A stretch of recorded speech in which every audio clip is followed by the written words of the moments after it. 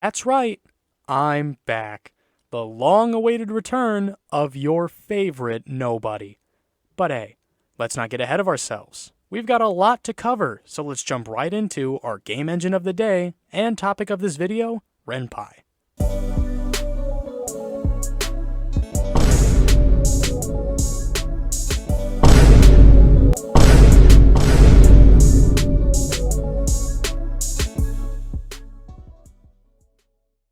Now, you may be saying, Renpy? What's Renpy? I've never heard of that in my life. And what kind of a name is Renpy anyway? If you ask me, it's kind of a bad name, and honestly, I just really can't. and I get it. Renpy is a more obscure game engine. It's certainly no Unity or GameMaker, so let me tell you what it's about. Also, just moving forward, this video is all my opinion.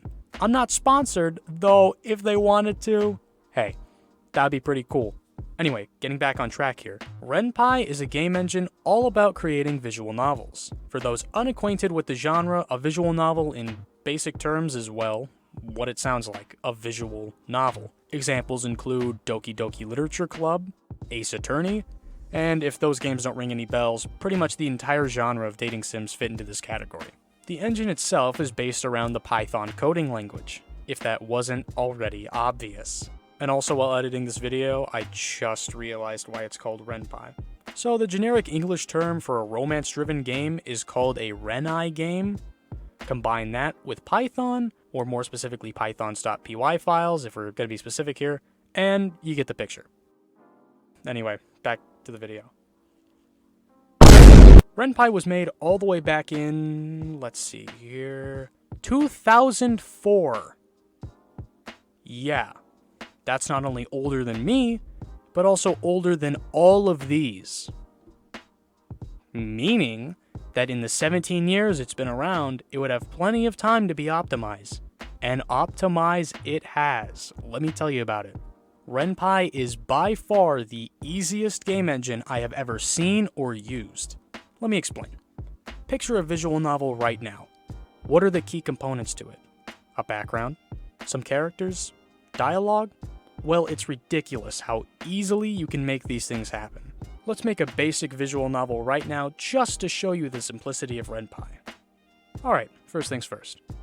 Let's get our background. If we want to show a simple background, all we have to do is write scene, BG, and then whatever image you want. Scene obviously being the environment we're currently in, and BG being a tag which Renpy uses to differentiate the different images from each other. Cool. Now that we have our background, let's get a character. All we have to do is type show ch image. I think this one is pretty self-explanatory, given what we learned before. But now we need our character to speak. You can't tell a story without dialogue after all, so let me show you how it works. Simply define the character, so for this example, let's just say P for player. And then drum roll please. I'm not joking. It is that easy. Thank you guys for watching my tutorial. Please subscribe and like that video. Haha. Please comment down below. Okay, jokes aside, I now realize that saying Renpy is easy might turn off the big brain coders out there. But I can assure you that Renpy also offers more complex options when coding. Mainly, and this is just what I've seen, mini games.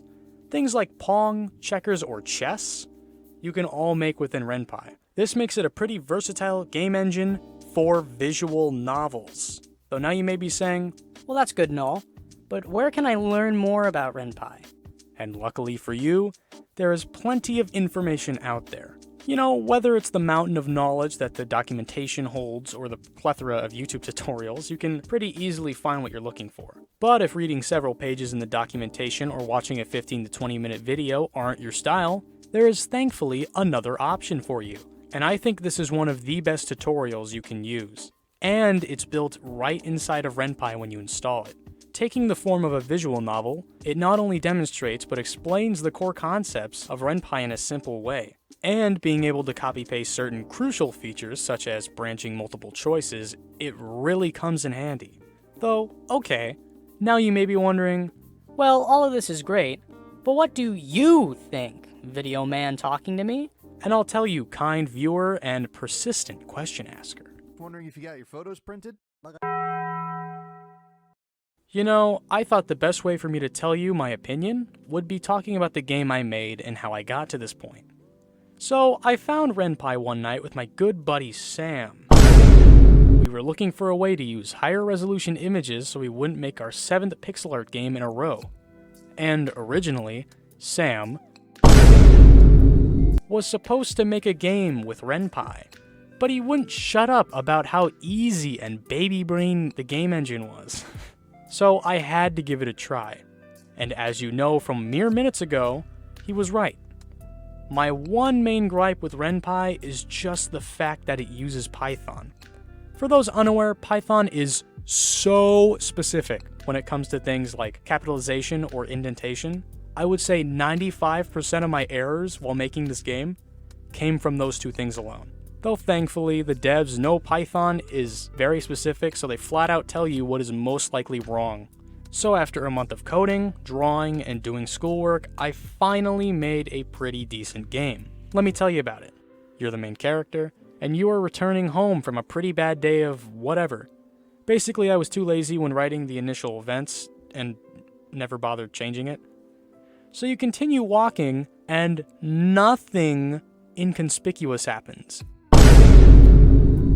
Nothing crazy, wacky, kooky, or nutty happens after you are walking home. This definitely isn't reverse psychology. No. No, it's not. Don't. But in all seriousness, after delaying this video for 2 months, I can tell you my final thoughts of Renpy. So without further ado, can I get another drum roll, please? I like it. I think Renpy as a whole is really cool. If my opinion wasn't already clear on how I've been talking about it, I think the simplicity, customizability, and easy to understand language definitely rank it pretty high up there. Though there are a few things I don't like. Though these are mainly nitpicks. They aren't any big issues that I couldn't solve myself. So, the first thing is that the audio folder doesn't do anything. I found it strange that Renpy makes an audio folder for you, but it doesn't work in the way that all the other folders do. Take, for example, the images folder. You put an image into it, and you can access it while coding. But when you put any sort of audio file into the audio folder, say a MP3, .wav, whatever, it just doesn't work. Technically, you're supposed to set it up yourself, but it doesn't say that anywhere that I could find, and I think it really should. And the last thing is that the tutorial doesn't go too far into menu customization and how you'd go about changing anything. It kind of just points you in the direction of the documentation, which I wish they would go into the basics of tweaking the code, but hey, with hundreds of thousands of things you could probably do, I don't blame them. Now that the review is over, I hope you enjoyed the video. This is my first review, so it's probably not great. If you want to support the channel, subscribing is the single biggest thing you can do. But if not, a like and comment will do. Play the game. Please play the game. I didn't go into it because I want you to play it. I don't want to spoil anything. Just please play it. It's a month of work, and according to Grammarly, you can read it in like 20 minutes, which is a lot. For free. It's free, by the way. Link in the description. Please play it. Be sure to tap the bell notification to stay up to date on my uploads, because you already know I really slacked off. You know, I said weekly, and then I said bi-weekly, and then now it's going to be monthly, hopefully. So just turn on the bell so you can always stay notified. And with that, have a good one. See you guys next time.